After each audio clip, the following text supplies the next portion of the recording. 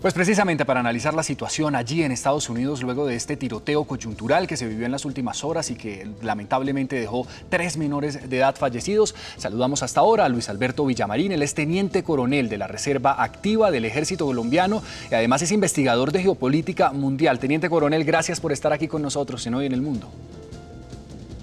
Muy amable, John. Buenas tardes y muy gentil por su invitación. Quisiera empezar a preguntarle, teniente coronel, por la solución a esta crisis que se está viviendo en Estados Unidos. Cada vez que se registra un tiroteo de estas características, se enciende el debate de la prohibición de la tenencia de armas, o por lo menos la prohibición también de la venta de armas de asalto en Estados Unidos. ¿Esta prohibición sí sería una medida efectiva para tratar de mitigar estos tiroteos en Estados Unidos que se registran casi que semanalmente? Además, los registrados este año son mucho mayores a los registrados del año pasado. Sería una solución integral que siempre la hemos planteado en estos escenarios informativos y académicos. Requeriría además del control a la venta de las armas, que siempre se ha dicho, es que se tengan en cuenta cuáles son las armas que manejan las personas, porque es que una persona normal no tiene por qué andar con un rifle de asalto. Hay una paradoja. Un soldado, que es el que está facultado por ley a tenerlo en Estados Unidos, no lo debe tener sino dentro del cuartel y en un armerillo y con un montón de normas de seguridad. Y una persona particular los puede tener en la calle y hasta cargarlo en el vehículo, como pasa allá, son contrastes. Pero además de eso es que esto requiere un proceso de educación, de verificación de lo que está pasando con la juventud. Se va casi siempre con las drogas, con los depresivos, con los antidepresivos mejor, con el tratamiento que reciben personas que tienen problemas psiquiátricos, con la estigmatización que hay contra comunidades, con la presión de grupos supremacistas y con esa argumentación cuestionable de que hay una enmienda de la Constitución que lo permite y entonces todo el mundo puede vivir armado. Pero eso no significa que no tenga responsabilidades. Y también los controles, porque en Colombia, que tenemos tanto problema de violencia, hay muchas más normas para el porte y la tenencia de las armas que las que hay en Estados Unidos. Claro, y en sintonía con lo que nos dice, teniente coronel, quiero preguntarle por qué otras medidas de esa estrategia integral se pueden empezar a implementar. Se hablaba también, las autoridades en Estados Unidos anunciaban controles en algunos estados para controlar las armas que ingresan a los establecimientos educativos, además toda la estrategia psicológica integral. Quisiera que ahondáramos en ese abanico de estrategias que hay que implementar. No, la solución no es tan simple como prohibir la tenencia de armas y ya. Mire, sí, yo pienso que uno de los puntos claves es la educación permanente a los jóvenes, es el acercamiento con las familias, porque Estados Unidos ahí tiene un problema gravísimo, que los jóvenes son muy solos, se crían muy solos, casi siempre son hijos de padres separados o de padres con conflictos graves que están viéndolos en la casa todo el tiempo. Hay mucho consumo de alucinógenos en las escuelas, con esto que llaman los medicamentos, las drogas sintéticas.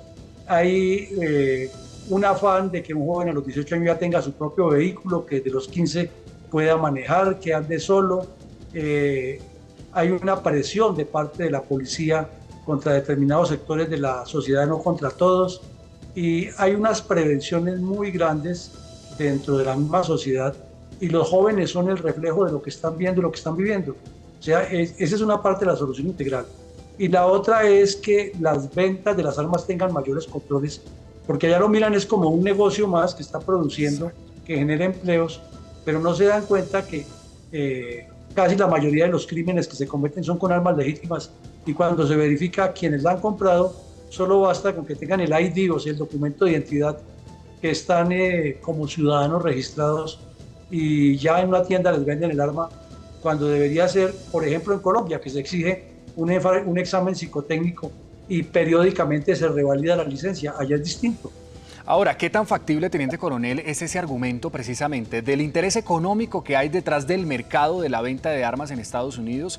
¿Qué tan suficiente hay que sostener este negocio? Y además el de la defensa, porque ante el peligro, pues la gente quiere defenderse. Estos dos argumentos son suficientemente sólidos para continuar avalando la tenencia de armas en Estados Unidos.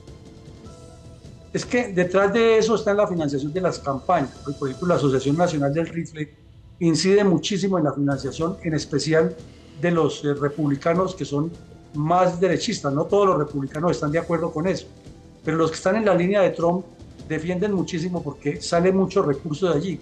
Efectivamente hay fábricas de armas que dan muchísimo empleo, pero eso no significa que las armas de guerra tengan que estar en poder de los civiles, que es lo que decíamos al principio.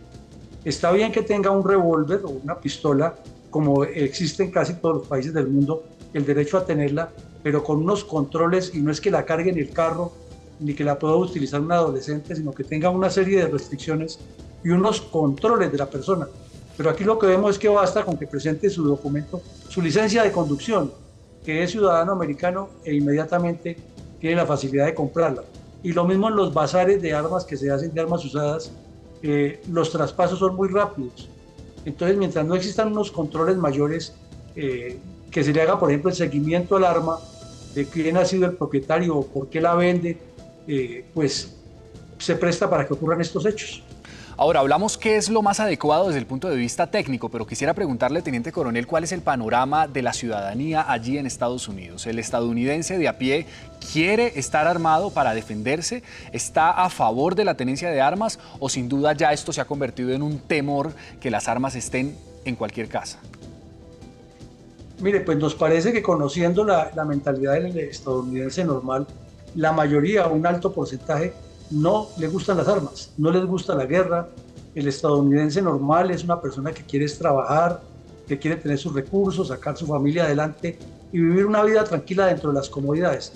Los que promueven eso, pues son naturalmente los que sacan réditos políticos porque la venta les es necesaria, y los que obtienen recursos para sus campañas presidenciales, sus campañas congresionales, sus campañas locales, promoviendo la defensa de tener armas para su defensa, valga la redundancia. Claro, ahora quiero hacerle una pregunta con tinte político, teniente, porque Joe Biden ya le hizo el llamado al Congreso americano para que prohíba la tenencia de armas, por lo menos de esas armas que usan exclusivamente las Fuerzas Armadas. ¿Qué tan factible puede ser que pase esto? ¿Qué tanto crédito político tiene en este momento el presidente Joe Biden para que esto pues, sea una realidad?